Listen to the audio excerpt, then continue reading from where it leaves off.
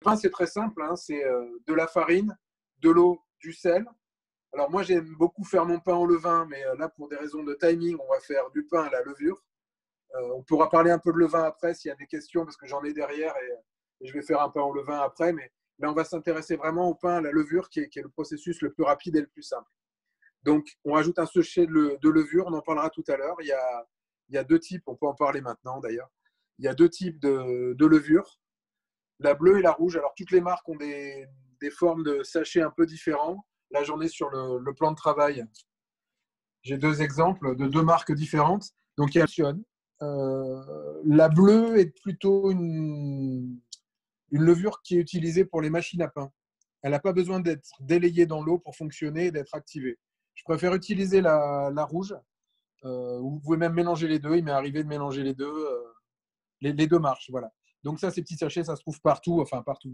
Aujourd'hui, je ne sais pas. Je sais que la farine, c'est devenu difficile à trouver, mais ça se trouve dans tous les grocery shops. Il n'y a pas de souci. Donc voilà, des ingrédients assez basiques.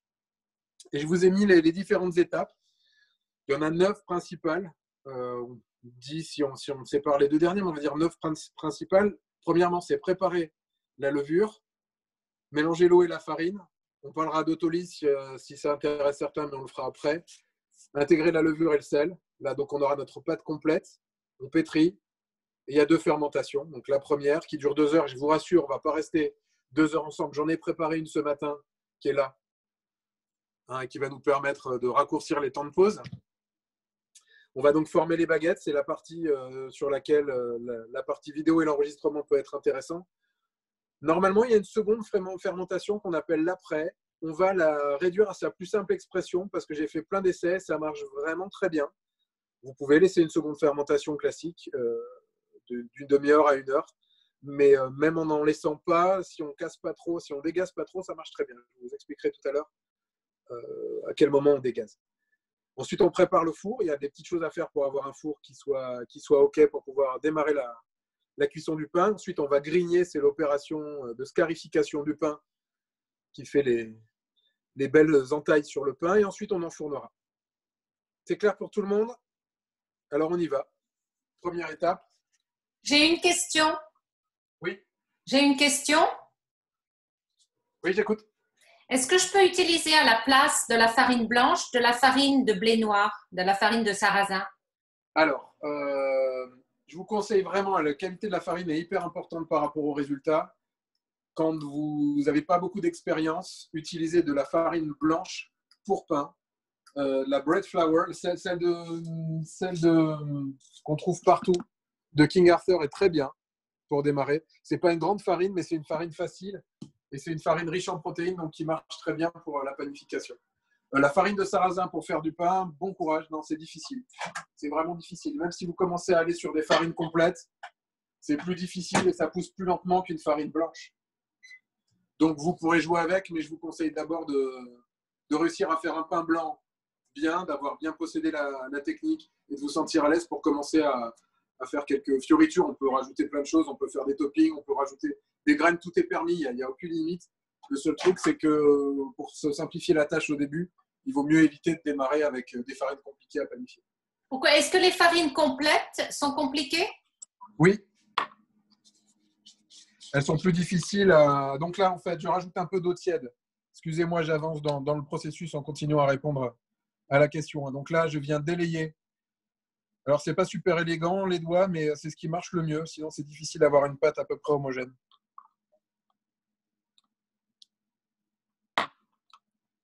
Donc, par rapport aux farines, plus la farine est blanche et protéinée, plus elle sera facile à panifier.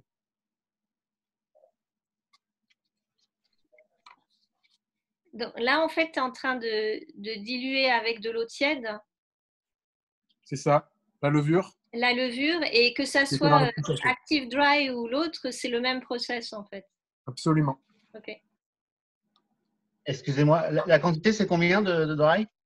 Un sachet. Je vous enverrai la recette de toute façon. Donc la recette, là, on n'a plus sous les yeux la liste des courses, mais c'est 500 g de farine, 350 g d'eau à température ambiante ou à 25 degrés idéalement, un sachet de levure et 9 g de sel. Alors, si vous avez du mal à mesurer 9 grammes par rapport à votre balance, ça correspond à peu près à une cuillère rase, c'est-à-dire complètement aplanie, sinon ce sera beaucoup trop, une grosse cuillère à soupe ou 2 petites cuillères à café.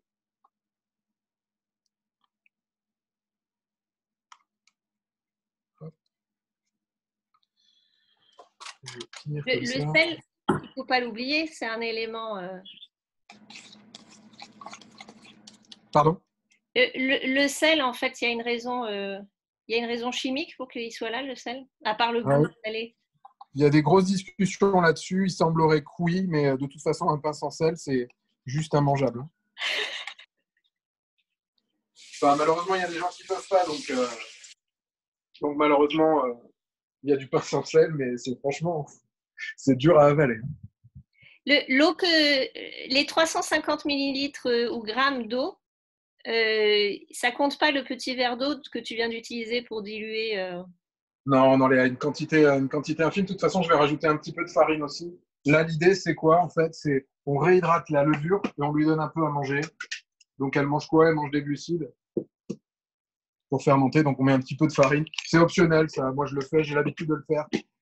Ça correspond à une autre technique qu'on appelle la pouliche, donc qui correspond à faire une pré-fermentation. Là, on est un peu entre les deux. Enfin, voilà, j'ai l'habitude de faire ça. C'est tout simple. On rajoute un peu de farine et on va laisser ça se réactiver et buller. Donc, ça prend 10 minutes, un petit quart d'heure pour la réactiver. Pendant ce temps-là, on va peser notre farine. Donc 500 grammes, là j'ai fait, pour être tout à fait transparent, j'ai fait un petit mélange de farine, mais il y a essentiellement de la farine blanche. Comme ça commence à être difficile de trouver de la farine purement à pain, je mélange un peu avec de la all-purpose, mais bon, c'est pas toxique. Donc 500 grammes de farine. Et j'avais préalablement pesé mon eau, 350 grammes. J'ai l'habitude de peser, c'est pareil que 350 millilitres, mais en ayant la balance allumée, c'est quand même plus pratique. Donc là, on peut contrôler la température de l'eau. Donc là, on est à 20, on va un tout petit peu la réchauffer.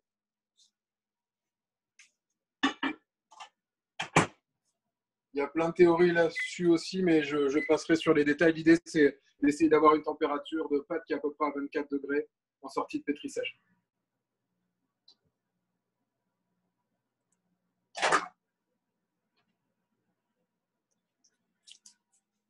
Donc là, c'est tout ça. Je vais mettre mon eau dans ma farine. On peut le faire au robot, mais à la main, ça va aussi bien. Et je vais hydrater ma farine, tout simplement, de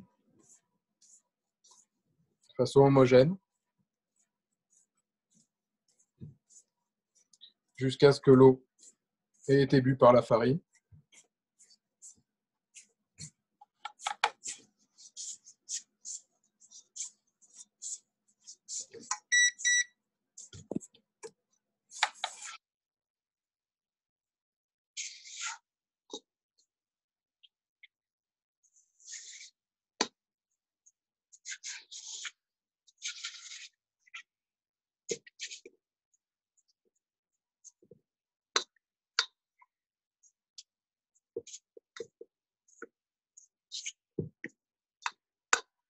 Voilà.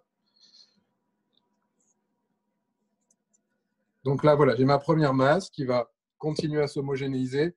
Je l'aplatis un peu parce qu'en fait, ce que je vais faire après, quand le levain sera prêt, je vais le mettre au milieu pour qu'il commence à diffuser dans la pâte avant d'utiliser le robot. Donc là, on voit déjà le levain commence un petit peu à buller. On voit qu'il reprend son activité, c'est très bien.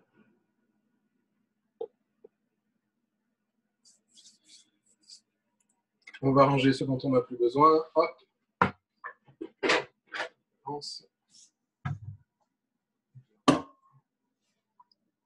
Et donc, si vous avez bien suivi, il nous reste le sel. On le rajoutera après avoir intégré la levure à la pâte.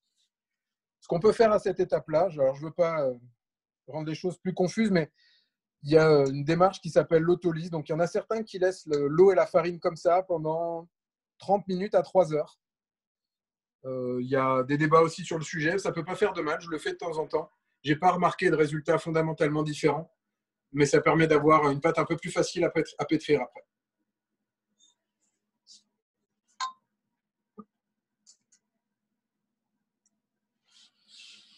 Alors, ce que je voulais faire, c'était vous montrer. Donc là, on est où? On est où dans notre processus? On est là. Alors, on va derrière intégrer la levure puis le sel, comme je l'ai dit. Juste pendant qu'on attend quelques minutes que ça s'active un peu plus, on a expliqué les levures, donc la bleue et la rouge, je pense que c'était clair. Vous pouvez utiliser les deux. La bleue n'a pas besoin d'être réhydratée. Donc, si vous voulez faire vraiment du pain très rapide et que vous êtes à l'arrache, ça se fait dans le robot. Vous pouvez mettre les ingrédients, vous touillez directement dans le robot avec la levure et roule. C'est moins efficace, je trouve, mais ça fonctionne aussi. Cette levure bleue, elle a été faite pour les machines à pain à la base. Alors juste pour vous expliquer, vous montrer, on le verra tout à l'heure quand on va pétrir, hein, mais je vous ai fait quelques photos avant et après. L'idée, c'est qu'au départ du pétrissage, on a une pâte qui est, si vous le voyez à l'écran, qui est très granuleuse et qui se déchire entre les doigts. Ce qu'on voit là. Là, en fait, j'ai écarté mes doigts, on le fera tout à l'heure, hein, vous allez voir. Elle va se déchirer. L'idée, sans rentrer trop dans la théorie, c'est que les protéines puissent permettre de structurer la farine, donc le gluten de se former avec ces deux protéines constituantes, pour arriver à quelque chose, vous voyez ici, de beaucoup plus lisse et qui permet de former un film entre les doigts. Quand on a bien structuré le gluten et quand on a assez pétri, c'est comme ça qu'on sait qu'on a assez pétri. T'es trop près, ma fille. Ouais, parfait. Arnaud, j'ai une question. En fait, il y a quelqu'un qui demande combien il y a de grammes de levure dans un sachet, parce que quelquefois on trouve la levure. 7 grammes. Comment? 7 grammes. Normalement, les sachets sont prévus pour un demi-kilo de farine. Ok, 7 grammes. Ok. Mais peu importe, à la limite, un sachet, on est bon. Non, il y en a encore dedans. Un sachet, on est bon pour 500 grammes de farine. Ok. OK. Donc, là, on va accélérer un peu, mais on est déjà bien, hein, ça bulle bien. Bon, je vous dis tout, j'ai un tout petit peu triché, j'ai mis un peu de sucre dans la levure pour qu'elle bulle plus vite pour la démo, mais ça n'apporte rien si ce n'est accélérer un peu. Donc là, voilà, on continue, on incorpore. Donc il faut attendre que ça se voit en fait, ça Tu vois, regarde. ça réagit. Pardon. Voilà, tu vois, regarde, il y a des petites bulles. Quand ça a bullé, que ça a gonflé, elle est réactivée. OK? Ah, alors il existe un autre type de levure, c'est la levure fraîche. Ah oui, mais alors ici, elle est très difficile à trouver, bien sûr, hein. C'est mieux. L'activité est meilleure que celle de la levure lyophilisée, c'est indéniable. Mais moi, j'ai pas réussi à en trouver ici. Alors, si vous savez où on en trouve, je suis preneur. Mais du coup, je me suis adapté avec ça et j'ai des très bons résultats, même sans levure fraîche. Vous en trouvez ici? Eh bien, écoute, je ne sais pas, c'est quelqu'un qui demande. Alors, elle va peut-être te répondre. Oui, elle dit oui. Alors, où est-ce que vous trouvez? Où? Alors, elle dit Giant Eagle. Eagles à Pittsburgh. Ah, Ah, ok, bah. et nous, on est à Bethesda. Vous avez de la chance. Moi, tous les magasins que je fais, je regarde, j'en ai pas trouvé. Alors, Mais en fait, on s'en passe mais très c'est bien. vrai. Ah ouais, c'est Giant Eagle. Oui, non, on ne connaît pas. Mais oui, De toute c'est façon, vrai. je vais vous avouer un truc, c'est que là, je le fais pour les besoins de la démo avec de la levure, mais en fait, je suis un fan du levain, donc je fais mon propre levain. Je vous en parlerai un petit peu tout à Ok. l'heure et j'utilise essentiellement ça et c'est absolument génial, mais ça demande un peu plus de temps, un peu plus d'entretien. Et pas que ce soit plus difficile, peut-être même c'est plus facile, mais c'est beaucoup plus long. Je vous en parle après. Donc là, on a intégré la levure. Vous voyez, elle a été absorbée par la pâte. Donc la démarche, hein, mais elle marche bien pour la suite aussi, même si vous voulez pétrir comme ça, c'est d'attraper la pâte sur le bord et de la ramener comme ça. En faisant le tour, je fais tourner le plat en même temps. Ça fait un espèce de stretch and fold et ça marche très bien.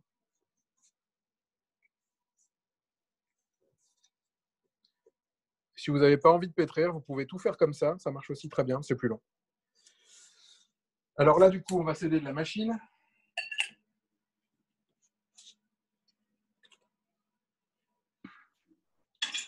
Excusez-moi. Oui. J'ai deux choses à dire.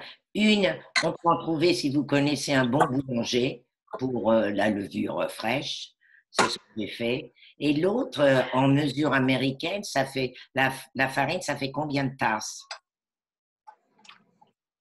Alors, je suis désolé, je mesure pas. Je me suis à peu près fait sur les températures, mais alors je suis pas du tout passé au système impérial sur les mesures pour la pâtisserie. Donc je pèse, donc ça fait 500 grammes de farine, 350 grammes. Vous trouverez les conversions sans problème Bien sûr. sur le net. Je peux vous les faire, mais Oui, il non, y a des convertisseurs un petit peu partout. Je ne vais pas vous répondre là, je travaille pas avec les cas. pas de C'est problème. vrai que c'est difficile quand on est habitué au gramme et au poids à peser de passer au système de mesure en tasse. Il y a quelqu'un, Arnaud, qui demande. Il y a- Alors je vais arrêter parce que je n'entendrai pas. Je vais prendre les questions, puis on va. Non, Alors voilà. Oui, On en va fait, gagner du temps. Hein. Je lance le Arnaud, pétrissage. Attendez, je lance le pétrissage et je vais répondre aux questions. On va aller ailleurs.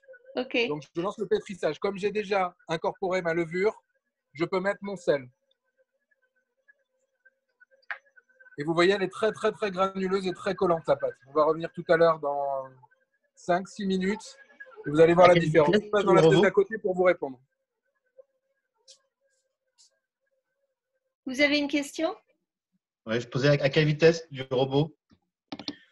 Alors, le KitchenAid ne dit pas plus que vitesse 2. Moi, j'ai tendance à pas trop respecter. C'est-à-dire que je commence mon pétrissage à vitesse 2 et après, je fais un pétrissage plus rapide à vitesse 3. C'est ce que font les pros sur les pétrins pro. C'est ce qu'on appelle un pétrissage amélioré. Donc, il y a une partie en vitesse normale et 2 minutes en vitesse rapide. D'accord. Mais normalement, je le répète bien, sur le KitchenAid, c'est interdit d'aller au-delà de 2 en pétrissage. Il y a quelqu'un qui demandait si en fait on pouvait dès le départ utiliser le robot pour faire. Quand tu as mélangé à la main, est-ce qu'on aurait pu faire cette partie Alors, robot? oui, j'ai un très gros KitchenAid, c'est 5 litres et quelques. Donc, en gros, avec déjà 500 grammes de farine, on est juste. Donc, pour mélanger, ça, c'est pas génial, en fait. Ou alors, il faut utiliser et la feuille et le crochet. Et je trouve que c'est pas un gain de temps. Donc, je le fais comme je vous ai montré. D'accord. Mais on peut, bien sûr. On peut faire sans robot, on peut faire tout au robot. Je vous montre ma version où je fais quelque chose entre les deux, mais les deux marchent très bien. Il y avait d'autres questions? Je vois que c'est tout pour, enfin, du côté du chat. N'hésitez pas, parce que là, du coup, à côté du pétrin, pour parler, c'est pas génial côté son. Donc, s'il y a d'autres questions, n'hésitez pas. J'ai une question. Pardon? Oui. J'ai une question. Vous avez dit la phrase « Il est interdit d'aller au-dessus de la vitesse 2 ». Expliquez-moi. Merci. J'ai pas compris votre question, désolé. J'ai eu un coupure. Oh bon. Vous avez dit, je pense avoir entendu correctement, qu'il est interdit d'aller au-dessus de la vitesse 2 sur un KitchenAid. Par KitchenAid eux-mêmes, oui. Par là.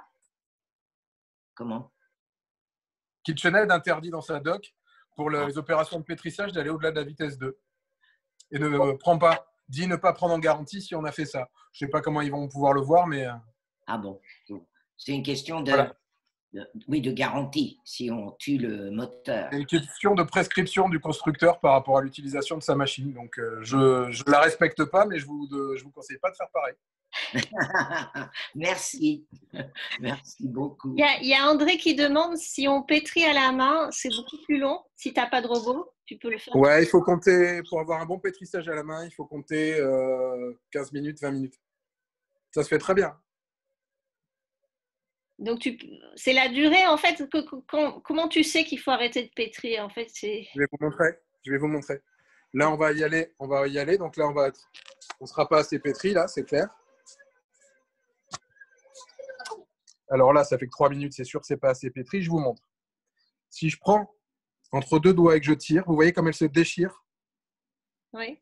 Je vais le refaire. Elle se déchire. D'accord. Elle ne s'étire pas, elle se déchire. Ça veut dire que mon réseau gluténique, il n'est pas bon. Ok. Et vous verrez tout à l'heure quand je ne sais pas si on ira au bout, si ça prend Là, le problème, c'est qu'on ne peut pas dire tant de minutes. Normalement, dans les trucs standards, 6 plus 2, ça marche pas mal. Dans mon cas, mais je préfère que les gens apprennent à savoir quand est-ce qu'ils ont assez pétri par rapport au comportement de la pâte, plutôt que de donner une règle qui vient de nulle part, qui marche pas trop mal, mais qui n'est pas absolue. Déjà, on voit qu'elle est moins granuleuse que quand on a démarré. Si vous vous souvenez, elle est beaucoup moins granuleuse. Il y a un autre indicateur, c'est qu'elle forme des oreilles quand elle commence à être bien structurée. Vous allez le voir tout à l'heure. Du haut du crochet, on voit vraiment 2 oreilles se former. Ce n'est pas encore le cas, là. On est trop tôt dans le pétrissage.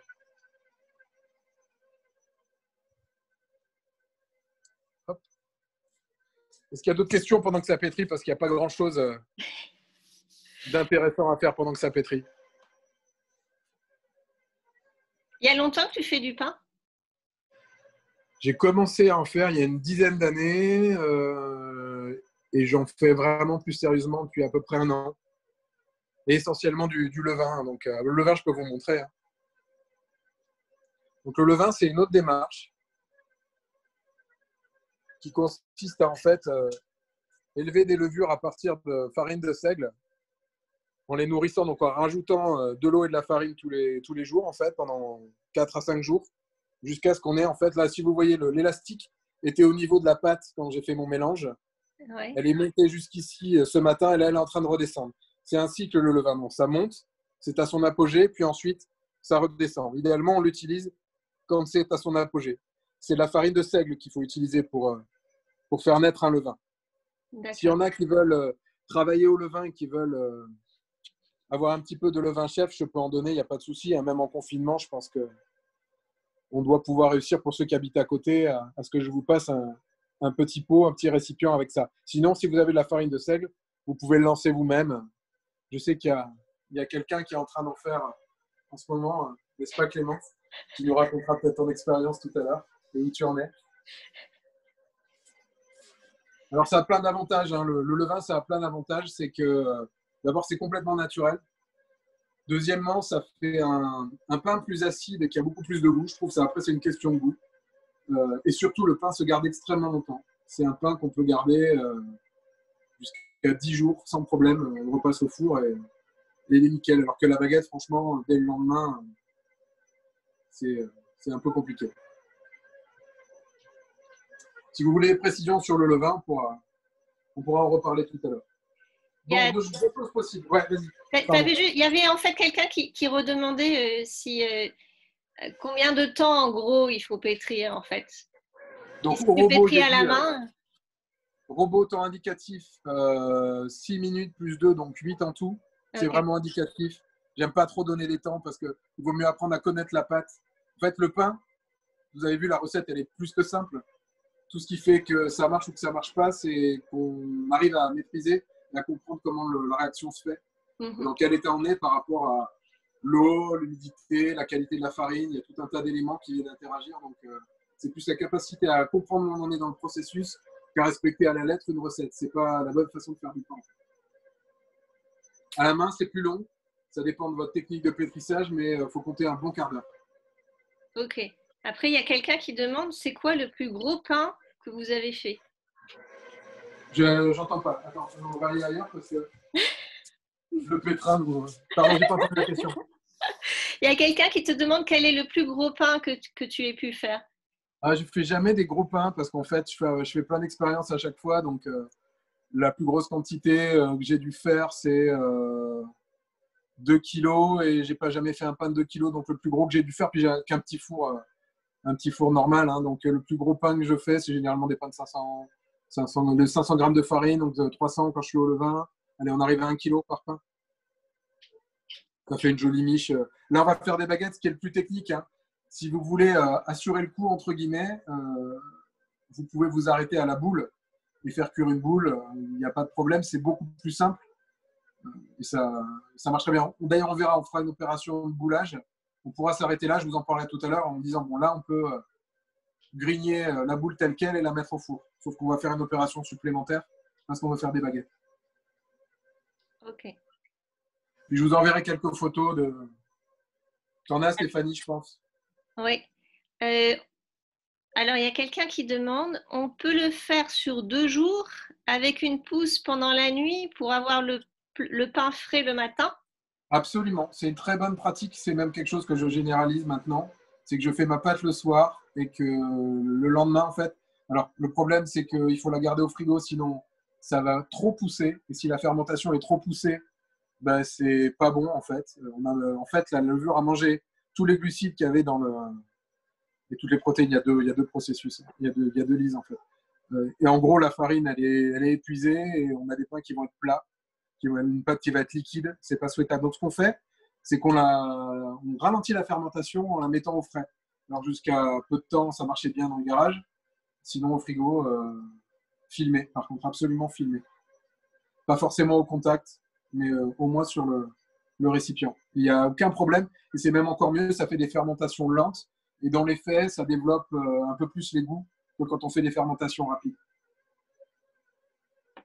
Et du coup, ça génère une question parce que moi, du film étirable plastique, j'en ai plus dans ma cuisine. Je peux mettre un torchon, je peux mettre un couvercle, qu'est-ce que je fais? Tu peux mettre ce que tu veux. Là. C'est pas pour que ça reste au chaud, contrairement à ce qu'on croit. C'est juste pour éviter que ça croûte.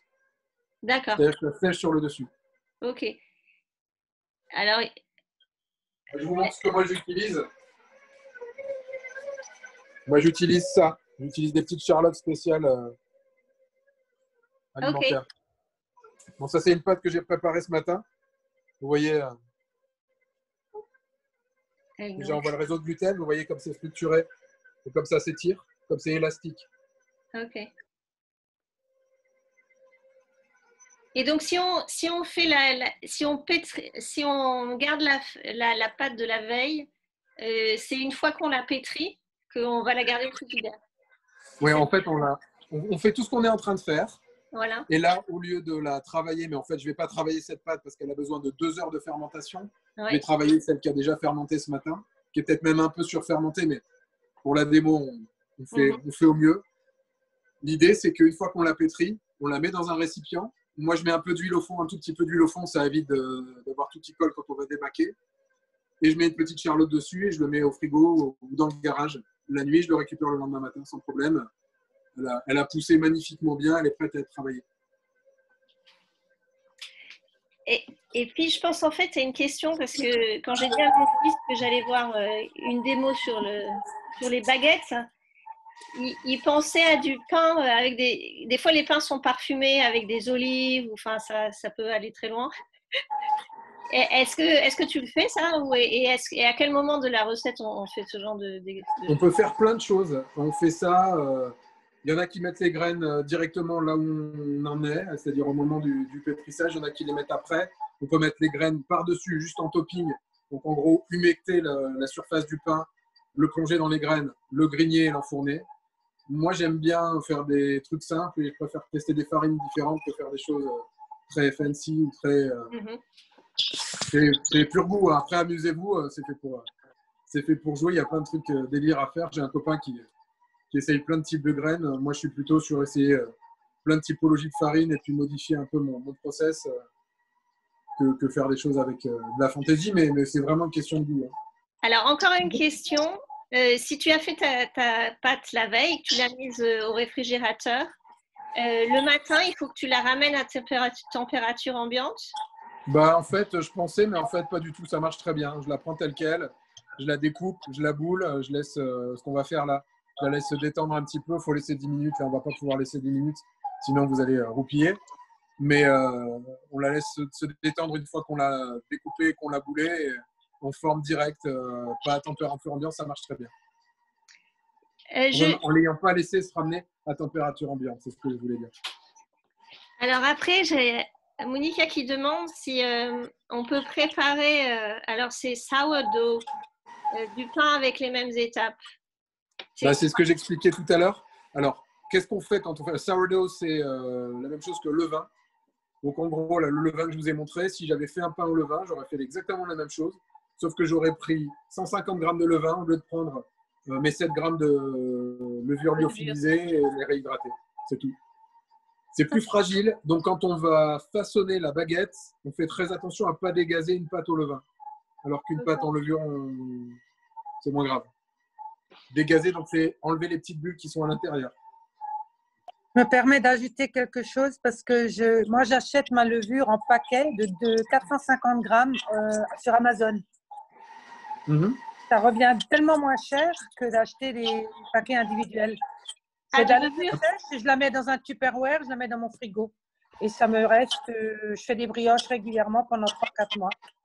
Ouais, c'est nickel. J'utilise très peu la levure en fait, hein, je vous l'ai dit tout à l'heure. Voilà. C'est pour ça que je l'achète comme ça, parce que sinon le pot, il me ferait des années, j'utilise que du levain en fait.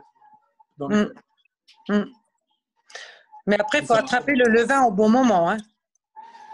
Ah, c'est assez permissif. C'est idéal de l'attraper en haut, mais même là, si je fais un pain avec là où il en est, il est retombé depuis plus de 2 heures, il n'y a aucun problème, ça va marcher. Simplement, la pousse sera un petit peu plus longue, c'est tout.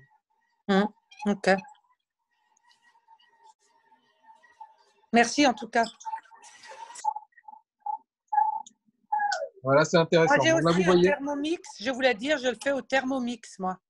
Ouais, ça marche aussi. Franchement, c'est pas si mal. Je suis pas un fan du Thermomix. On en a un aussi, hein. Il est là, on en a un. Ouais. Mais j'aime voir, j'aime toucher, j'aime voir comment la pâte évolue. Le Thermomix et moi, on n'est pas très copains. Ouais, mais tu as les 37 degrés exacts pour l'eau. C'est au niveau de la température de l'eau qui permet d'être exact. Et au niveau on n'a pas besoin d'être exact. Et 37, c'est trop chaud. Hein. Ah bon? Moi, je mets à 37. On n'a pas besoin d'être à 37. Et 37, c'est trop chaud. En fait, si vous voulez, il y a une règle en boulangerie par rapport aux températures, mais 37, c'est trop chaud. Ah, j'ai toujours fait. Ah bah, écoutez. C'est pas que ça marche pas, c'est que c'est pas idéal pour le développement de la. Je comprends, de la je comprends. Ok, je vais faire attention. Ça marche, hein, mais c'est permissif. Il n'y a pas de truc complètement faux. Ça va faire du pain à l'arrivée. Il n'y a pas de souci. Hein. Donc là, regardez, ça c'est intéressant. Regardez, c'est beaucoup plus lisse. Ouais. Et si je le mets en vitesse, on voit que ça a complètement changé de structure, là, vous voyez? Ça se décolle tout seul du fond. Ça se décolle, ouais. Et là, si on le prend entre les doigts, elle se déchire encore un peu trop. Là, le réseau n'est pas encore suffisant pour moi, mais rien à voir par rapport au début. Hein. Et alors, elles sont où, tes oreilles? Là, c'est utilisable. Là, ouais, regarde. Là.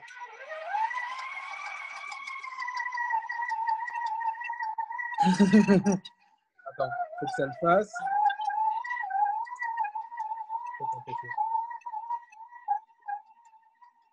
Est-ce que vous le voyez là en fait sur le bord? Oui, ça fait des sailles longues. Ça fait des espèces d'oreilles, des amas de pâte en fait qui se détachent. D'accord.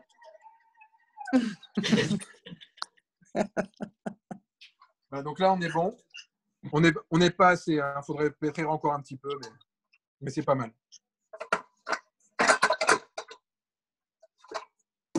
Donc là, ce qu'on peut faire, je ne l'ai pas fait pour l'autre, c'est faire ce qu'on appelle donner un peu de force à la pâte. Il y a 2 façons de le faire. Excusez-moi, je me lave les mains. Merci, j'ai une assistante. C'est formidable. C'est une production hollywoodienne. Alors, il y a 2 façons de le faire. Soit on déballe et on le fait sur le plan de travail, soit on peut aussi le faire comme ça, comme je vous ai montré tout à l'heure, comme j'ai mélangé. Ce qu'on va faire quand même, c'est qu'on va transvaser ça sur le plan de travail. Donc, on va fleurer le plan.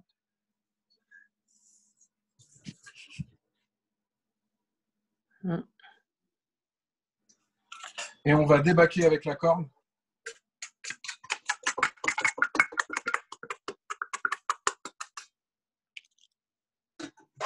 Alors là, il y a un truc intéressant à savoir, c'est que maintenant qu'on a pétri et que toute cette pâte, il y a une vraie cohésion et qu'on a construit notre réseau de gluten, toute la farine qu'on met à partir de maintenant, elle ne va jamais vraiment rentrer. C'est pour ça que vous voyez les boulangers utiliser une balayette, c'est-à-dire que quand on a de la farine en excès, il faut l'enlever. Donc oui, pardon, je suis allé un peu vite. Donc là, je prends un bord, je le ramène, je tourne, je le ramène, je tourne, je le ramène, je tourne, je le ramène. Je le fais doucement, donc j'ai tourné d'un quart de tour. Je prends le bout qui est loin de moi, je le ramène au milieu, je fais faire un demi-tour à ma pâte, je prends le bout que je n'avais pas ramené et je le ramène, et ainsi de suite. Une fois que je sens que ma pâte est bien structurée, ce qui est le cas là, c'est pas grave, donc je vais donner assez de force. je vais venir passer dessous, en fait, pour tendre ma boule.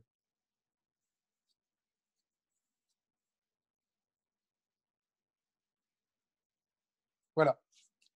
Et là, on est prêt pour l'opération d'après, qui est de la laisser en fermentation. Donc, ce que j'ai l'habitude de faire, je mets un petit peu tout petit peu d'huile au fond pour éviter de galérer en débaquant, mais ce n'est pas nécessaire. Enfin, ce n'est pas indispensable, pardon.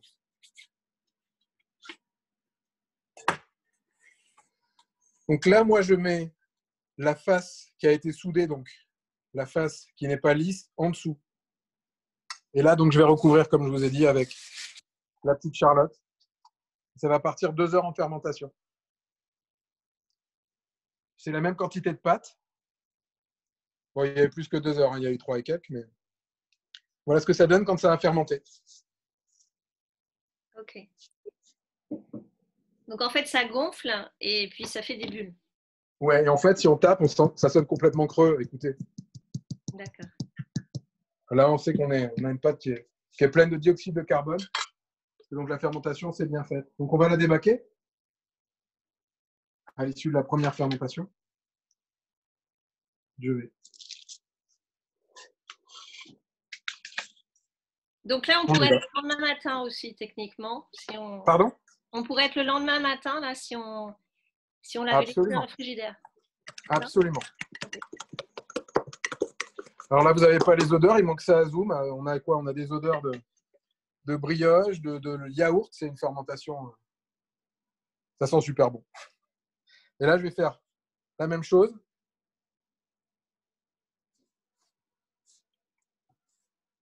Mais je ne vais pas trop pousser pour éviter de trop dégazer.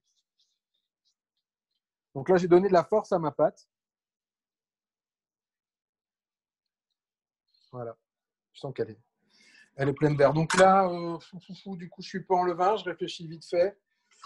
On va faire 3 baguettes ou 4 petites. Elsa, tu choisis? 3. 3, ok. Alors, idéalement, pèse.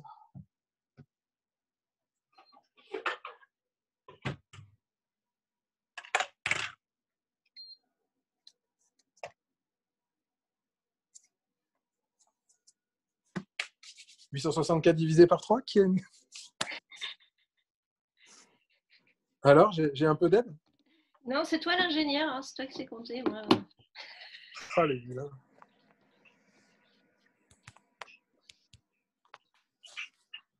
Allez, hop. Là. Attends. Ah, alors, la réponse était 288. Absolument. Merci. Ça, ouais.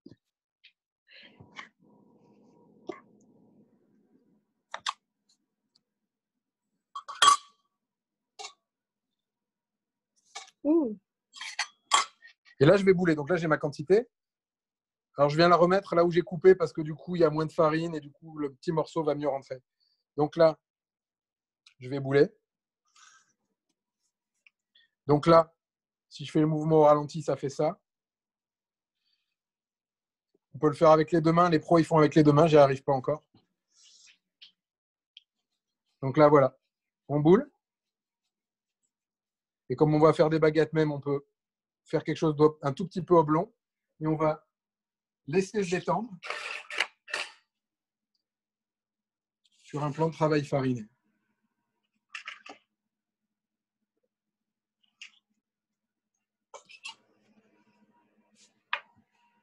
Donc, en fait, avant de diviser en 4, ou en 3, on aurait pu garder la boule telle qu'elle et la mettre au four. Ah, tu as raison, zut. Oui, tu as raison, je vais expliquer ça. Donc, en gros, imaginons que ça, ce soit notre boule du départ. Oui. Entière. Telle qu'on l'avait là tout à l'heure, bien boulée, en l'ayant bien tendue, en passant en dessous comme ça. On l'a laissée telle qu'elle.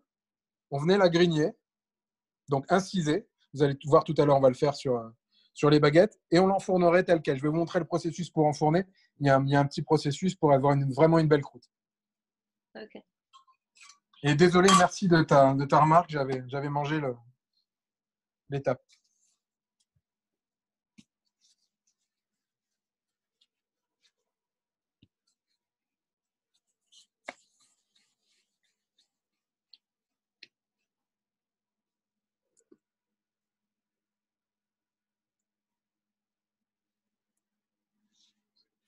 moche. On va rebouler. Hein?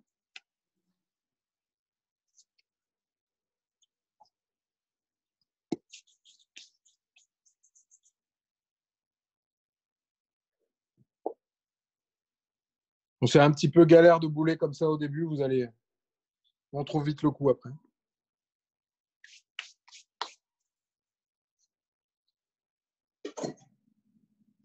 Bon, là, est-ce qu'on a des questions? Parce que normalement, on laisse ça se détendre 10 minutes. C'est plus facile pour former les baguettes, mais ce n'est pas très grave. On peut les former même tel quel, il n'y a pas de souci. Donc là, il faut qu'elle se repose un petit peu. Ouais. On va zapper cette étape. Tant pis, je vais galérer un peu plus à former, mais c'est pas grave. Parce que là, il n'y a pas de questions. Pas de questions? Allez, ok. Donc là, ah, si, il y a une question. Attends, il y a une question. Est-ce que les boules se conservent mieux que les baguettes après cuisson? Bof, je trouve que le pain, la levure, il ne se conserve pas bien. Donc, si vous voulez des trucs de conservation, et puis bon, en plus, le vin. Mais je ne suis pas objectif. Donc là, j'ai retourné ma boule. Alors, attendez, elle était là.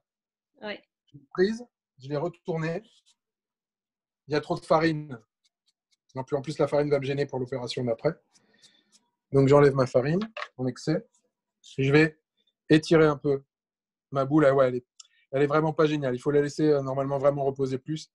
Elle est assez difficile à travailler là. Tant pis. Tant pis pour moi. Allez. Je mets un tout petit peu d'eau parce que j'ai mis trop de farine et du coup, quand je vais vouloir fermer ma baguette, ça va être un peu trop, ça va pas coller assez en fait. Donc là, c'est là où c'est assez technique. Pas difficile, mais c'est un coup de main à prendre. Je suis droitier, donc je vais partir de droite à gauche. Mon pouce va me servir de guide pour ramener sur la première moitié la pâte. Ok, on imagine une ligne imaginaire. J'ai pris le bord et je me suis ramené à la moitié. C'est clair? Oui. Je vais ensuite tourner mon bâton comme ceci. Et je vais faire la même chose. Et je viens avec les doigts délicatement, pour pas trop dégazer, venir fermer ici. Et la troisième étape, c'est l'étape finale, mais là c'est pareil. J'ai un peu trop de farine. Là, je vais venir pareil avec mon pouce comme guide. Et la paume de ma main, je vais venir taper sur le bord de la pâte pour la sceller.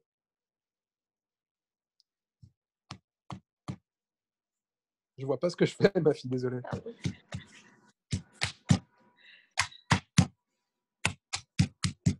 Ok, c'est clair? Ok.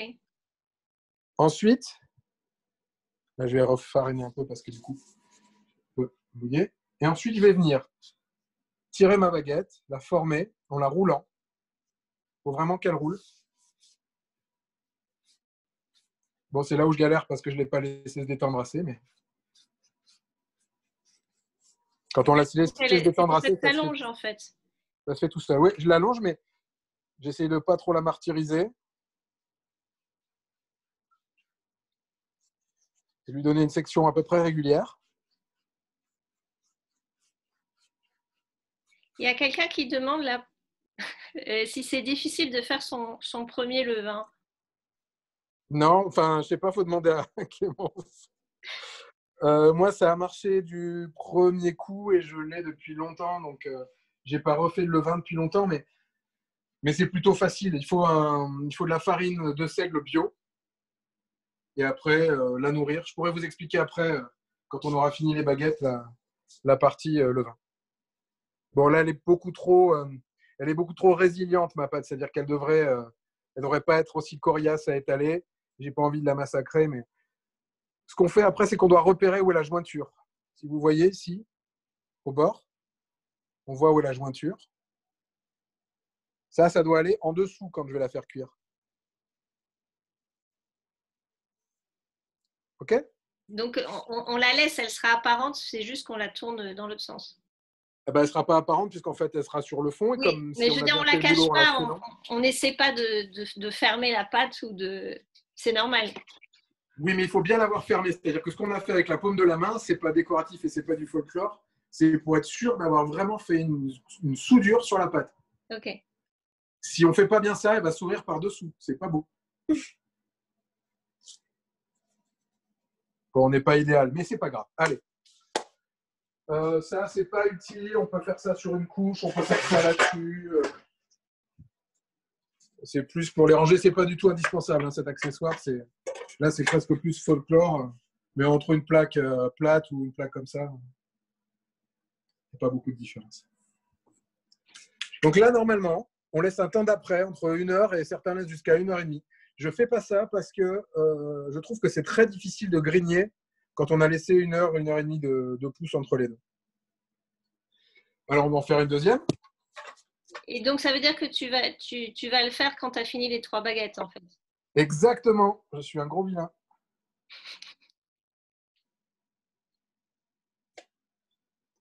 Hop, je vous refais celle-là lentement, puis je ferai la troisième. Donc, moitié. Là, j'y vais tranquille avec les doigts. Je fais mon demi-tour.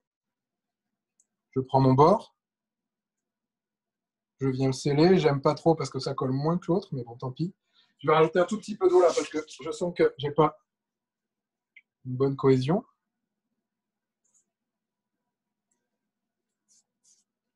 OK. Et là, on va sceller comme l'autre. On entend quelques bulles éclater, c'est pas grave.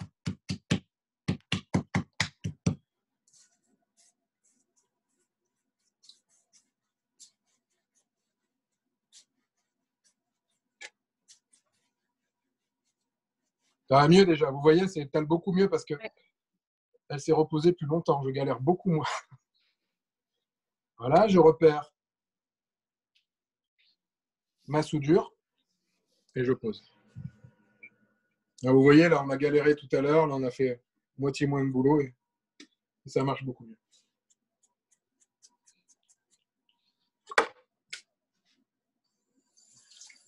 Alors, pendant ce temps-là, mais même on l'a fait bien avant, on a préchauffé le four à 450 degrés Fahrenheit. Ou plus, si vous avez plus sur votre four, même 500. Je le mets à fond et je vais le baisser après. L'idée, c'est d'avoir vraiment, de saisir quand on va rentrer le pain au four sur la pierre qui doit être chaude aussi. Donc, on ne se met pas juste pour arriver à 500. Il faut que la pierre ait eu le temps de monter en température pendant au moins un quart d'heure, 20 minutes.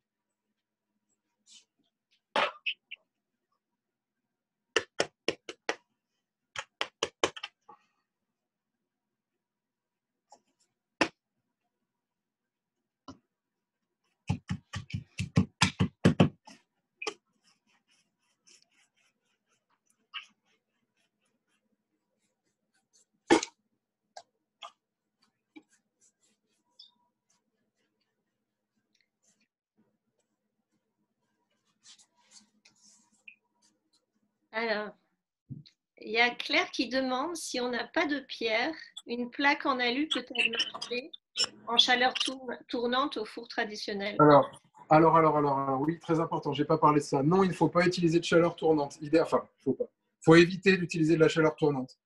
Il faut utiliser de la convection classique, donc ce qui aux États-Unis ils appellent le bake, mais là nous on tient un peu spécial sur les Bosch. Il y a ce qu'ils appellent convection, ça c'est chaleur tournante. Il y a 3 modes.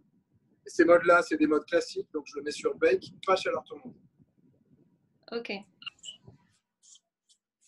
Donc la plaque en métal risque plus de faire cramer la croûte parce que ça va monter trop ponctuellement. Donc je déconseille. Moi, j'ai pas eu bon résultat avec une plaque en zinc alimentaire. Elles sont moches. Mais parce qu'on n'a pas laissé reposer assez longtemps. C'est important de laisser reposer 10 minutes parce que c'est ce qui facilite le boulot là.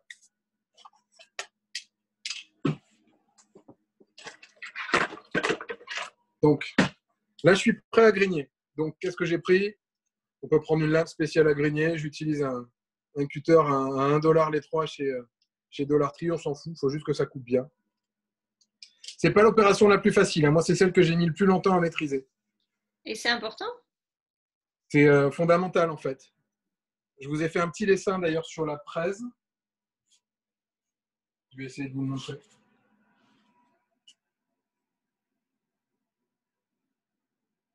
Comme tu veux, voilà. Voilà, alors je vous ai fait un petit dessin. Il faut imaginer deux lignes imaginaires qui sont les deux traits noirs de part et d'autre. Vous imaginez que c'est un couloir et il faut grigner à l'intérieur de ce couloir en recouvrant les traits d'un quart à un tiers. C'est très important d'être régulier parce que c'est ce qui va faire que le pain va être de section régulière. Quoique là, vu qu'on est parti d'un truc déjà pas régulier, enfin bref, on verra bien. Ça va être l'aventure. En plus, on a collé ici, c'est formidable.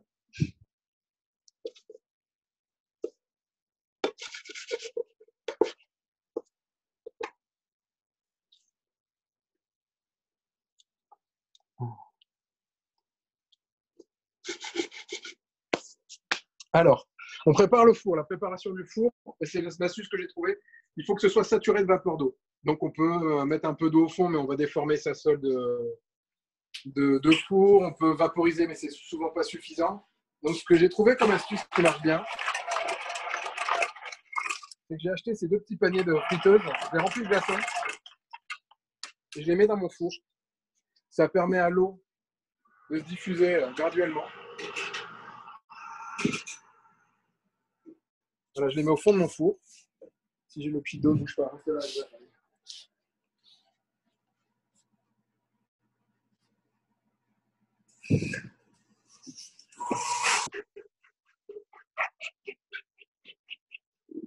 voilà, et là, je vais saturer mon four de vapeur, ok?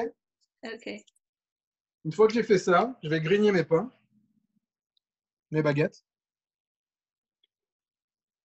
Alors, il y a Hélène qui demandait en chaleur tournante ou au four traditionnel. Et en fait, ce qu'a expliqué Arnaud, c'est que c'est en four traditionnel. C'est-à-dire qu'il ne faut pas mettre le convection sur le four, juste bake.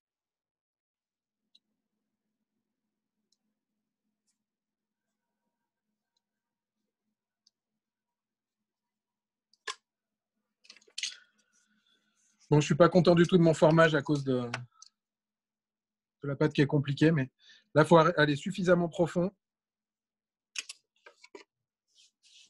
Et là, on y va, on enfourne.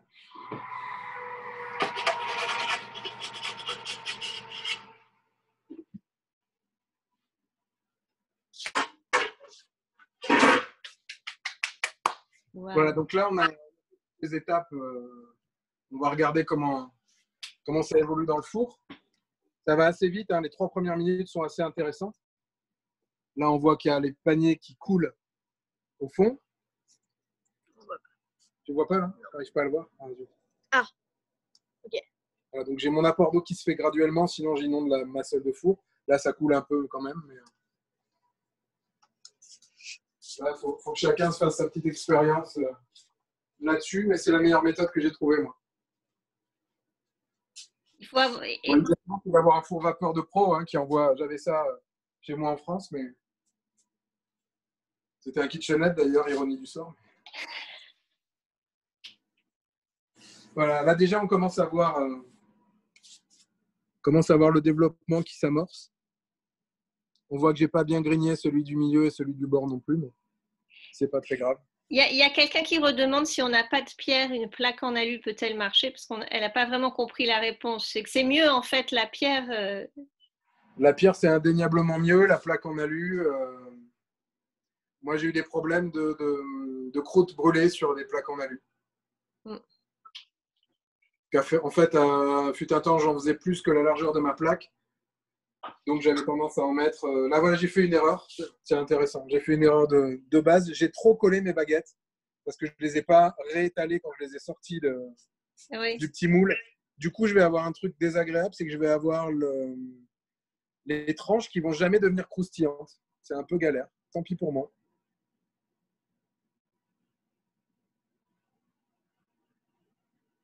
Mais la pierre, ça ne vaut pas extrêmement cher. Ça va valoir une $30. Et ça fait quand même pas mal la différence. Là, voilà, toute l'eau est... Juste, j'ai pas regardé le temps. Alors, c'est 22 minutes, les baguettes. 22 minutes? Ça va faire quoi? 3 minutes là qu'on a enfourné? Mhm. Je sais pas, quelqu'un a une idée? Je sais pas.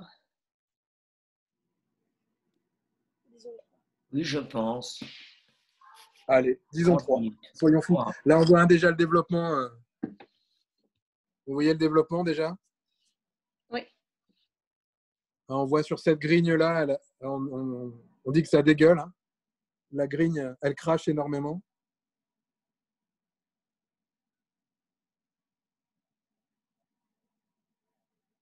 Alors, il y a des questions qui viennent. Il faudrait que ce soit plus régulier. Hein. Si on n'a pas les petits paniers à friteuse, est-ce qu'on peut mettre 2 bols d'eau dans le four? J'ai pas essayé. Oui, mais alors oui, je pense que ça marchera très bien. Il faut juste les mettre plus tôt. Moi, là, je les ai mis au dernier moment. Si ça n'avait pas coulé, j'aurais pas eu le dégagement de vapeur. L'idée derrière, vous pouvez avoir plein d'autres astuces. Hein. Moi, j'ai trouvé celle-là. C'est qu'il faut que ce soit saturé de vapeur pendant les 5 premières minutes de cuisson.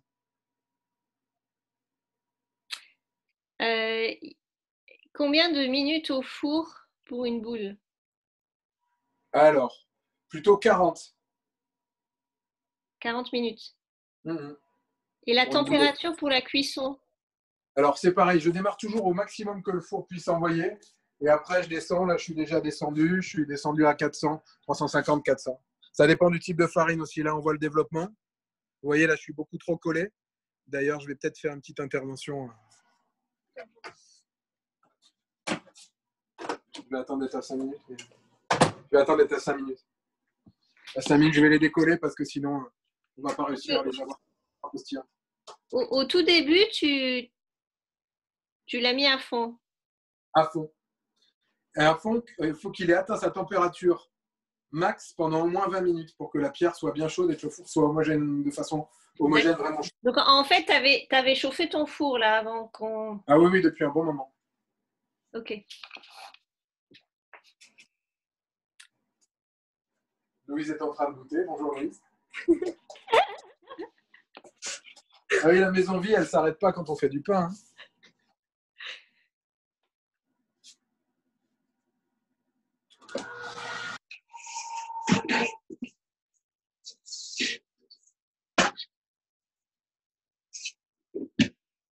Voilà, j'ai juste écarté un peu les baguettes. Hein.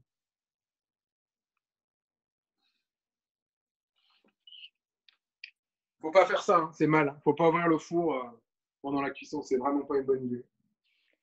Il y a Damien qui demande au bout de combien de temps on baisse la température? Après 5 minutes, normalement, je l'ai fait un peu avant parce qu'il y a beaucoup d'inertie, mais 5 minutes à peu près.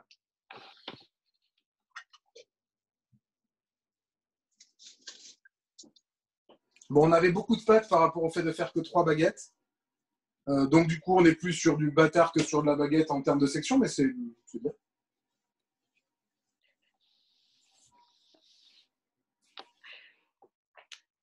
Donc là, en développement, on est quasiment au bout.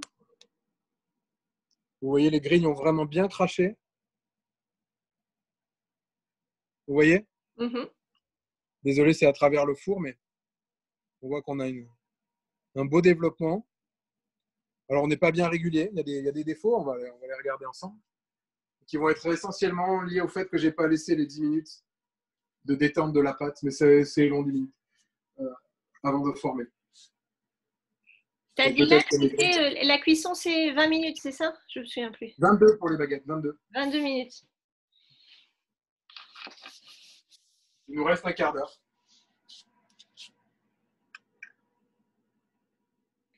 Est-ce que pendant que ça cuit, tu peux nous montrer comment ça s'appelle le levain? Tu dis que c'est facile, mais il y a des commentaires là comme quoi c'était pas vrai. Honnêtement, alors moi je trouve que c'est le truc le plus gratifiant et in fine le plus facile. C'est pas le plus rapide, c'est sûr, mais c'est le plus facile et peut-être le plus permissif tant qu'on martyrise pas trop la pâte. Donc le levain, il est là. Hein. C'est un levain qui est né aux US avec une farine US qu'on trouve partout. Je vais vous montrer la farine que j'ai utilisée pour le démarrer d'ailleurs. On la trouve sur Amazon. Alors,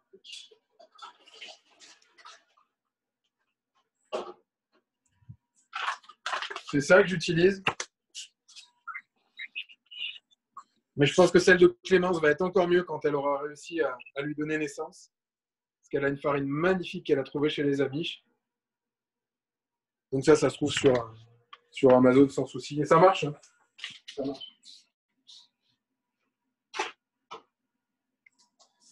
Donc comment ça se fait? Donc on démarre le levain en mettant pas en quantité égale d'eau et de farine. Alors dans le cas de... Désolé hein, Clémence, je ne raconte pas ta vie, mais ça peut être instructif pour les autres. Sa farine étant tellement riche et buvant tellement d'eau que quand elle a fait 1 pour 1, elle a eu un résultat trop dense et à mon avis, elle aurait eu du mal à partir en fermentation pour le levain. Donc il faut avoir une consistance un peu pâteuse. Alors là, elle a levé, mais je peux vous montrer à quelle consistance ça a. Donc ça a levé. Donc voilà, cette consistance un peu pâteuse, mais pas trop. C'est pas de la pâte à modeler, quoi. Et ça se garde combien de temps, en fait, quand ça a levé et que… Alors, pour l'utiliser, il faut la nourrir, en fait. On appelle ça la rafraîchir ou la nourrir. Donc, on lui donne de la farine fraîche, de l'eau fraîche, et on attend qu'elle ait au moins doublé de volume. Donc, c'est ce que j'expliquais tout à l'heure. Il y a un cycle. Il faut l'attraper ici, à l'apogée, avant qu'elle ne redescende. D'accord. Si on la prend quand elle est un peu redescendue, ça va marcher aussi. Mais l'idéal, c'est de l'attraper quand elle est vraiment au maximum de sa force. Et du coup, de l'utiliser dans sa préparation de pain en lui mettant de la farine fraîche et de l'eau fraîche. Par contre, les temps de fermentation sont plus longs. Hein. Au lieu d'être sur 2 heures, on est au moins sur du 5-6 heures pour avoir quelque chose de bien. Et idéalement, je conseille vraiment là, de faire une fermentation overnight. C'est vraiment idéal pour le levain. Après, la seule précaution à prendre, c'est jamais d'eau chaude avec le levain. Donc on fait attention, 37 c'est trop pour le levain, c'est sûr. On reste en dessous et on essaie de ne pas dégazer la pâte après la première fermentation. Là, quand je l'ai débaqué, j'ai fait ça sans trop d'égard. Avec du levain, on va faire attention parce qu'on a quelque chose qui est beaucoup moins puissant, qui est beaucoup plus délicat. Donc, on va éviter de dégazer. On va former tranquillement. Je fais peu de baguettes d'ailleurs, étonnamment. En levain, je fais beaucoup de boules. Je vous enverrai quelques photos. Et donc, est-ce qu'on peut faire la fermentation au frigo quand on utilise le levain, en fait? Absolument. Absolument. Et là, on va compter sur 10 à 20 heures même, sans problème, de fermentation au frigo. Ouais, ça marche très bien au frigo. Pas de souci. Juste une petite précision, le 37, c'est Fahrenheit, pas Celsius. Fahrenheit, ça fait froid par contre, ça. C'est pour ça que j'utilise 37. Ça fait 15, ça fait… Je ne sais plus. 37, c'est… Trop froid, ça. Non, il faut 25, 26 degrés, c'est très bien. Pour l'eau. Celsius. Celsius. Celsius, oui. Bien sûr. Ah. Donc, le levain, c'est vraiment pas difficile. Il faut soit se le faire, soit récupérer du levain chef. J'en donne à qui veut. Hein. Le processus de levain, c'est qu'on en a toujours trop.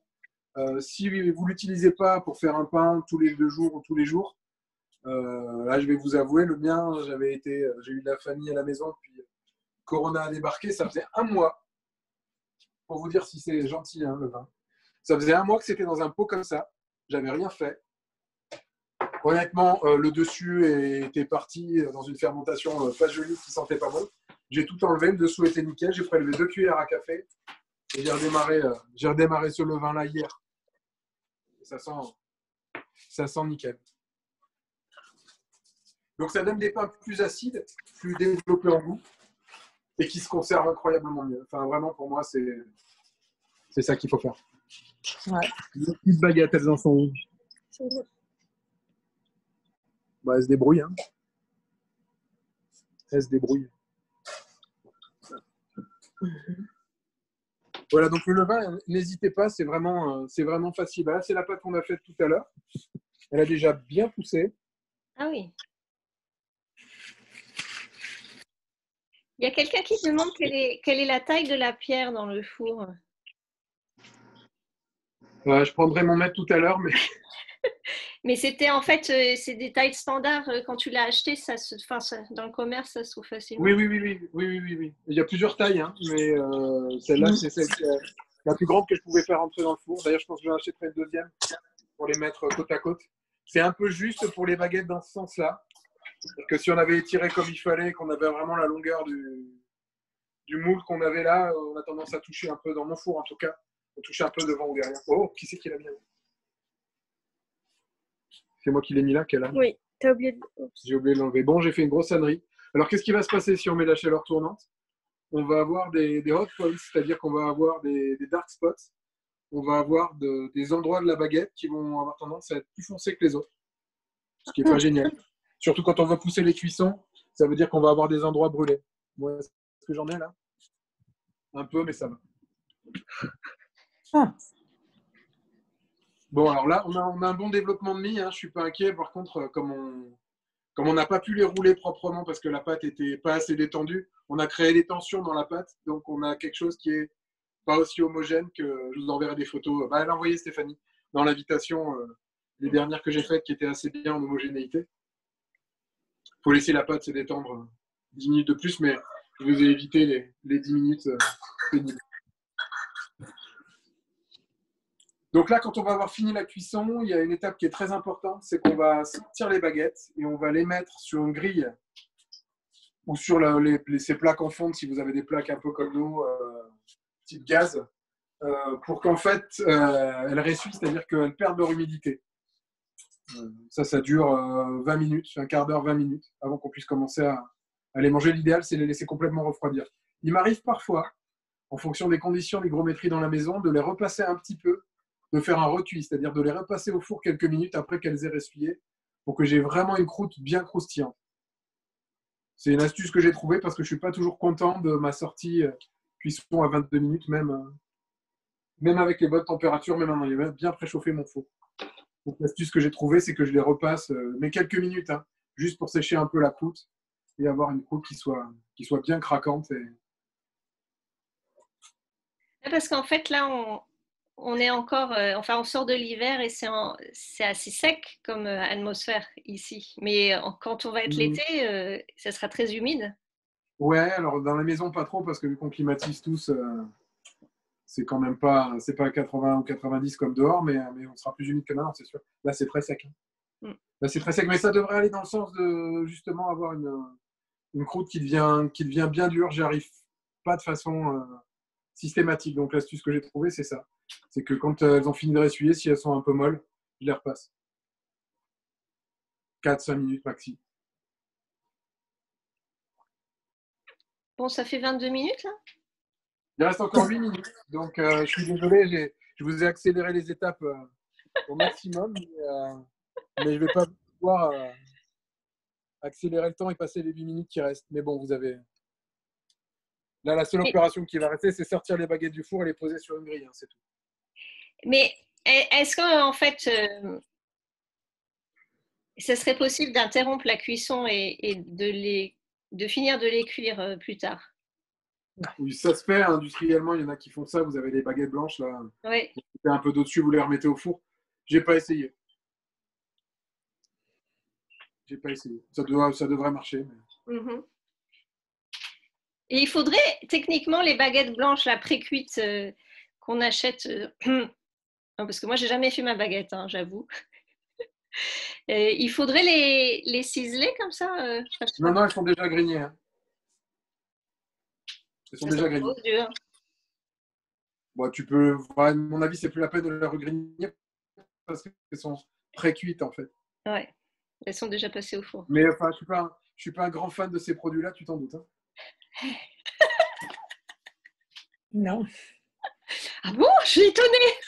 Alors, je dis pas que ça peut pas être un gain de temps, mais je pense qu'à l'arrivée, c'est des baguettes industrielles de toute façon. Donc, oui. Non, c'est sûr. Est-ce que vous avez d'autres questions pendant que ça finit de cuire?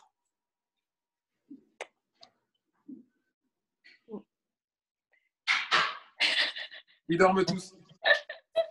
Non, mais le chat s'est arrêté. Je te dis, ils dorment tous. Ils sont à la sieste.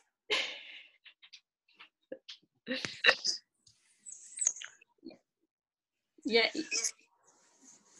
une question?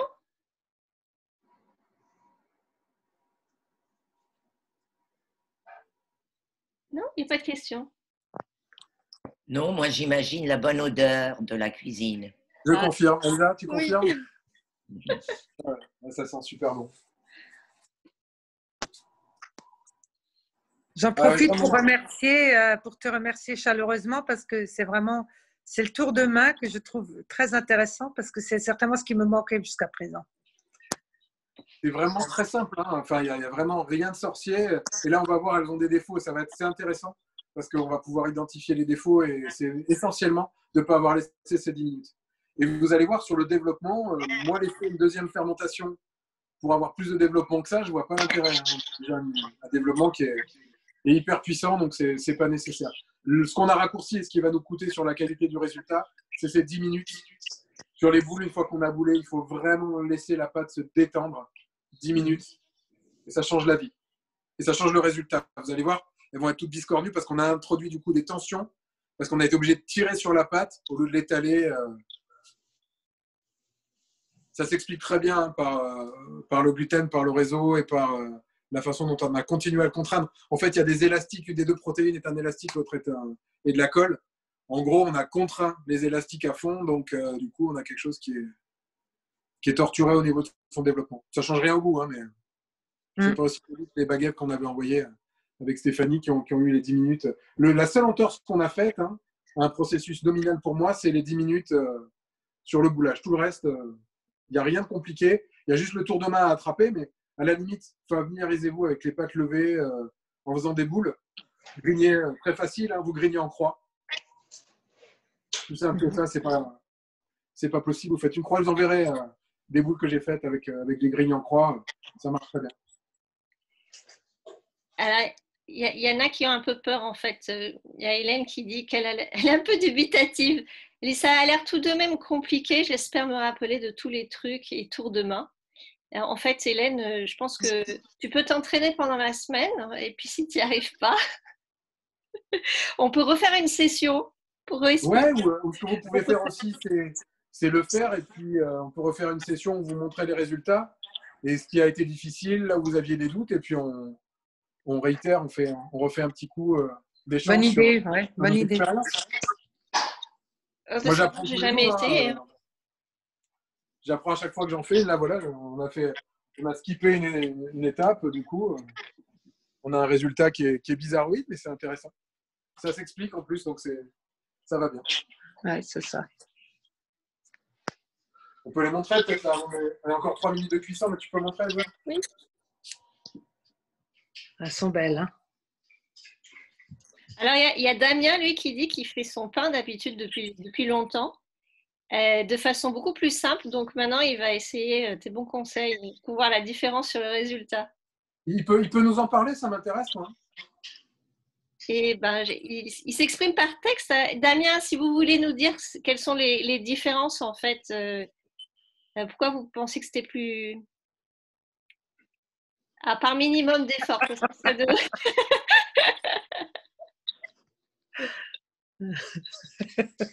Moi, à part la pousse d'après, avant qu'il intervienne, parce que je ne vois pas s'il y a du chat sur l'autre côté du téléphone. Moi, en fait, ce que j'applique, c'est l'approche traditionnelle enseignée en CAP, sur tous les tutoriaux qu'il peut y avoir en école en ligne ou des choses comme ça. Et c'est la façon traditionnelle, hormis l'après que je ne fais pas, parce que j'ai fait plein d'essais et je n'ai pas vu l'intérêt. Donc, je dois peut-être rater quelque chose. Moi aussi, j'ai simplifié, mais j'ai fait des essais et je n'ai pas vu l'intérêt. Ça me crée des problèmes parce que du coup, j'ai une pâte qui se tient beaucoup moins, qui est beaucoup plus vaporeuse et qui est beaucoup plus difficile à mettre sur la pierre et à grigner. Donc, j'ai zappé cette étape. Je ne sais pas, vous m'entendez là? Oui. Ouais, super. Super. C'est Damien, ouais. En fait, moi, j'ai commencé il y a plus de 12 ans, je crois, quand j'habitais à Londres. Et en fait, à l'époque, la chose que j'ai faite, toute simple, c'est que j'avais acheté à l'époque une machine à pain. Alors, au final, j'étais pas du tout content du résultat de la cuisson du pain dans une machine à pain. Ça fait une espèce de pain de mie qui se garde pas très bien et qui au niveau du goût est pas extra en fait. Alors, après, ce que j'ai fait depuis, ça fait quelques temps maintenant, c'est que je fais mon mélange avec l'eau, mélange de farine blanche et de farine complète, la levure, l'équivalent de la levure en sachet. un peu de sel et je lance un cycle de pétrissage en fait dans la machine à pain. Ce qui est sympa, c'est que dans la machine à pain, c'est vraiment quelque chose qui est fermé et elle va faire un certain nombre de cycles de pétrissage en fait pendant 45 minutes à peu près au total. Et à la fin, je la laisse monter toujours dans cet environnement clos, assez clos. Et puis après, j'enlève la pâte et je la laisse pas cuire dedans. Je sors la pâte de la machine à pain, je la retravaille un peu et je la relaisse poser pendant 20 minutes le temps que mon four devienne chaud. Alors moi là, je le fais à 440 degrés Fahrenheit actuellement. Et puis après, soit je la mets en forme de pseudo-baguette de boule et je mets ça à cuire pendant 23 minutes à 440 tout le long. Mais en fait, je ne me suis jamais posé la question de toutes ces petites étapes. En fait, je vous ai perdu, on ne vous entend plus trop. Ah, pardon. Donc, je disais, je ne sais plus où est-ce que ça a coupé. Je disais, oui, après, je laisse reposer pendant 20 minutes le temps que le four chauffe et devienne à température bien stable et à 440 degrés Fahrenheit. Et là, je fais pendant 23 minutes. Mais voilà, moi, j'ai toujours fait comme ça parce que au final, ça me prend, en tout et pour tout, ça doit me prendre un quart d'heure de manipulation.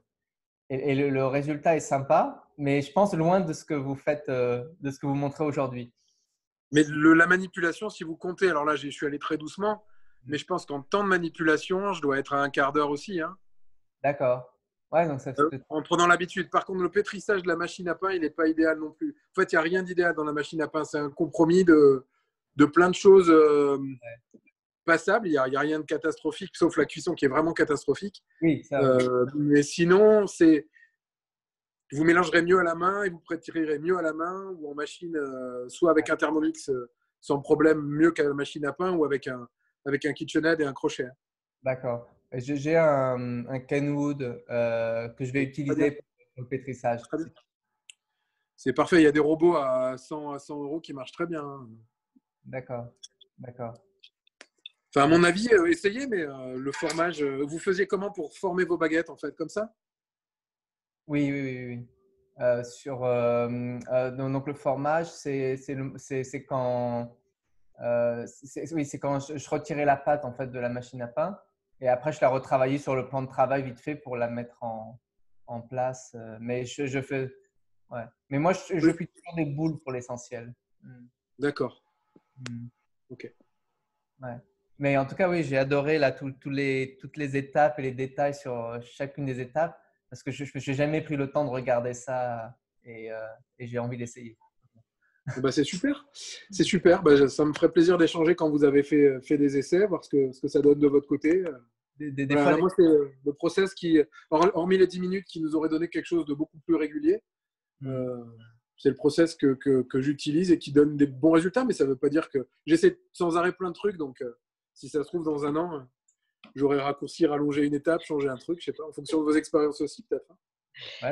Est-ce que justement, Arnaud, comment tu t'es mis à faire ton pain? Parce que Damien lui expliquait qu'il était parti de sa machine à pain parce qu'il était en Angleterre.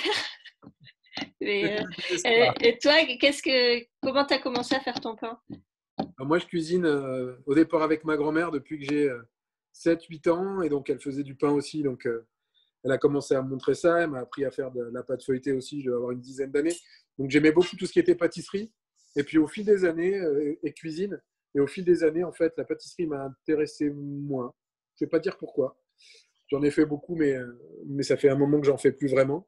Et puis, j'ai découvert le pain. Je m'y suis intéressé de façon assez approfondie. Il y a incroyablement de littérature sur le sujet avec des gens qui ont essayé plein de choses, avec des pH mètres, avec différentes courbes de température. Enfin, il y a des gens qui ont vraiment travaillé le truc hyper scientifiquement et c'est hyper agréable et intéressant à lire. Il y a maintenant énormément de formations en ligne de professionnels qui ont mis leurs cours de boulanger en ligne et du coup, ça permet de regarder un peu ce que fait tout le monde et de comprendre le dénominateur commun et d'avancer. Puis je trouve ça magique et passionnant à chaque fois que je fais un pain. À chaque fois que je fais du pain, je trouve que c'est un truc génial, quoi. L'homme fait des trucs nazes et l'homme fait des trucs géniaux. Avec l'aide de la nature, ça, c'est un truc génial. Hop. Allez, on va les sortir. Ma fille qui a 9 ans a suivi la totalité de la préparation et je crois qu'elle a hâte qu'on le fasse à la maison maintenant. C'est super. Regardez cette partie-là. Alors, on a les greens qui ont vraiment bien craché, celle-là un peu moins. Et là, voilà, on a ces problèmes-là parce qu'on a en fait introduit des points de tension avec l'élastique dans le développement du réseau de glutamine. Ce qu'on fait aussi pour savoir si c'est cuit, ah oui, c'est on tape sur le dos. Ça doit sonner creux.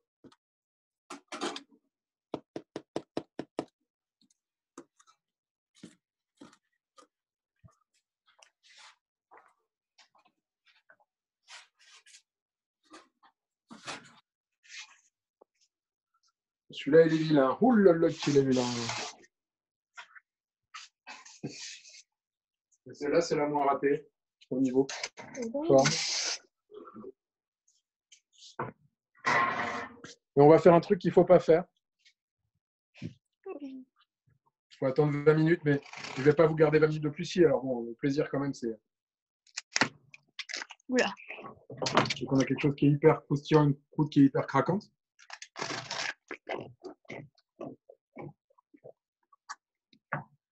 Et on a un bel alvéolage. Et une odeur, je ne vous raconte pas. Une belle C'est mine dommage qu'il n'y ait d'alvéolage. pas l'odeur sur Zoom. Hein. Ouais. Et donc, tu as dit que tu faisais de faire quelque chose qu'on ne fait pas. Quand le pain sort du four, on le coupe pas. C'est interdit de faire ça. Il faut attendre 20 minutes qu'il refroidisse. C'est pas bon pour l'estomac non plus. Mais parfois, c'est dur de s'en priver parce que c'est vraiment très bon. Alors là, j'ai pas eu le problème, tu vois, Stéphanie. Ouais. La croûte, elle est nickel.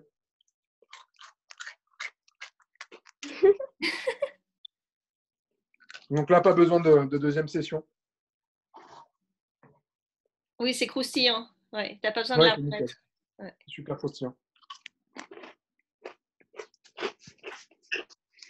C'est bon. Croustillant, oui, ça, on l'entend. Voilà, voilà. Non, mais c'était super. Donc, en fait, tu vois pas les chats, mais en fait, il y en a plein qui disent merci et qui ont trouvé ça super. Merci à vous. Et qui sont partants éventuellement pour, voilà, dans 2 semaines ou un peu plus loin dans le temps, qu'on le refasse parce que du coup, ils auront essayé. Super, avec plaisir. Et, Faites des photos si vous n'avez pas les baguettes sous la main le jour où on se revoit. Je ferai aussi, si on arrive à se le planifier comme il faut, je ferai un pain au levain et je vous montrerai la différence. D'accord, ok. Ok. Ben, super, merci beaucoup. Merci à vous, à bientôt. Ah oui, on a oublié de dire que la semaine prochaine, tu allais nous faire autre chose. Ah oui, c'est vrai. Alors la semaine prochaine, on va faire avec Augustin. Alors certains d'entre vous le connaissent. Il était boucher à Bethesda chez Butcher's Ali. Il va se connecter en Zoom et c'est lui qui commentera et je serai ses mains et son atelier à distance. On fera des saucisses maison. Super, des saucisses maison. Et là, je vois quelqu'un qui dit qu'il serait partant pour la pâte feuilletée. Et normalement, c'est aussi quelque chose qu'on devrait faire. Peut-être, on avait un autre contact qui le fera aussi. Ou ce sera peut-être toi, je ne sais pas, on verra. On pourrait le faire avec, je sais pas, avec quelqu'un que je connais, que je vois derrière l'écran, là. Hein, Madame Clémence? Elle dit non. La coquine. Oh. Voilà. En fait, la pâte feuilletée, moi, j'ai toujours compris que c'était long. C'était pas nécessairement difficile. Le pain aussi, si j'avais pas préparé ma pâte, on n'aurait jamais pu le faire sur la session. Ouais. Ok. Donc, la semaine prochaine, en tout cas, on fait les saucisses. Yes. Au revoir à tous. À bientôt. Au revoir. Il y a tout le monde qui s'en va au fur et à mesure. On a Maria, fait que les deux ? non, pas encore. Au revoir, merci.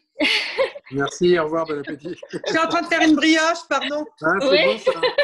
J'ai vu que vous étiez activé dans la cuisine. Oui, il fallait que je m'active parce que je ne veux pas laisser la pâte monter trop longtemps. Donc, du coup, j'ai dû m'activer.